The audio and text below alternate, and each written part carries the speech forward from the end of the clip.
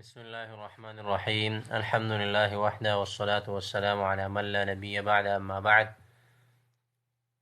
پرون موږ په خپلو ګروپونو کې د جامعه ملک سعود په باره کې دا معلومات نشر کړو چې هغې مقبولینو کسانو یا مرشحینو کسانو ته ایمیل کړي دي. کوم ملګري چې هغې قبلول غواړي چې هغې د ځان سره واخلي او قبول یې کړي نو هغې ته ایمیل شوي دي. پرون دا ویبسایټ چې کوم دی کار نه کوو او نن ملګري کولی شي چې د کوم تقدیم هغوی کړی دی اپلای کړی دی هغه په دې ویبسایټ کې وګوري او دیو په دغه خبره هم پکې کړی دی چې مطلب نتایج چې کوم دي مونږ مخکې مهاجرت غوښتلی او اوس مونږ دا نتایج تیار کړي دي. نو زه غواړم چې تاسو سره د دغې په باره کې مختصر معلومات شریک کړم چې مطلب یو ملګری خپل تقدیم به په څه طریقه کار سره ګوري، ځکه اکثر ملګري دې مطالبه هم کوي. نو دا نننۍ مختصره ویډیو دې په باره کې چې مطلب تاسو خپل قبولي او عدم قبولي چې کوم دی هغه په دې ویډیو کې تاسو کتلی شي. نو د ټولو ناول چې کوم دی دلته موږ سره لینک دی، هغه لینک به انشاءالله زه تاسو سره ډسکرپشن کې هم پرېږدم. دا لینک ته په دې باندې به کلیک وکړئ او دې ویبسایټ ته به څه نه څه انتظار کول غواړي، ځکه دا ډېر زیات لوډینګ کوي، که په موبایل کې او که دا په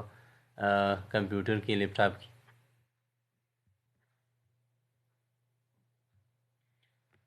دا تاسو کتلی شئ چې دا دغه چې کوم دی ویبسایټ زموږ سره کولاو شو او په دې کې لیکلي تم اعلان النتائج علما ان آخر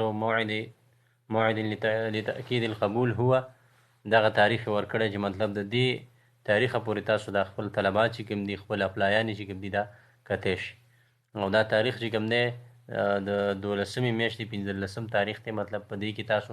د خپل تقدیمونه چې کوم دی په دغه تاریخه پورې کتی شي او دا ویبسایټ به دغه وخته پورې کولاوي. نو اوس چې تاسو کله خپل اپلای ګورئ دلته الدخول الى تقدیم سابق باندې به کلیک وکړئ.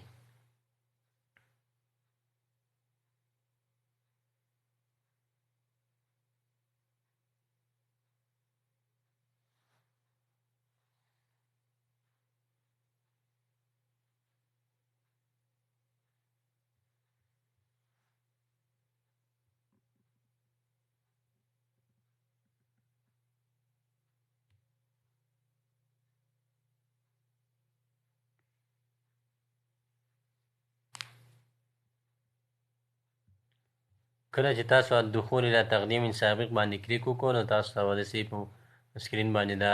معلومات راشي. یو اسم المستخدم دی، لاندې کلمة المرور. اسم المستخدم کې به تاسو د پاسپورټ نمبر ورکئ چې هر یو پاسپورټ باندې تاسو اپلای کړي د هغې خپل نمبر یې هغه به دلته ورکئ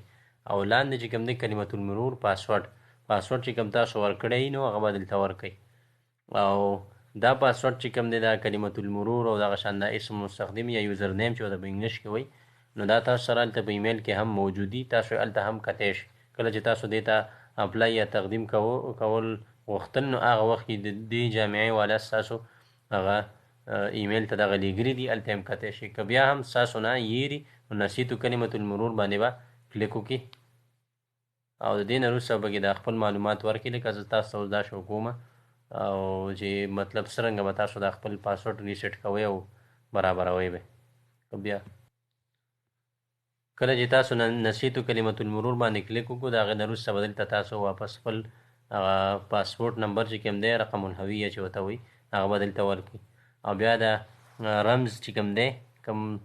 لیکایي چې تاسو دلته ښکاري دا تاسو په موبایل کې هم ښکاري دغه شان په لیپټاپ کې هم نو هغه به دلته لاندې ولیکي او د هغې نه وروسته په موافق باندې به کلیک وکړي نو د هغې نه وروسته به ستا د ایمیل ته چې کوم دی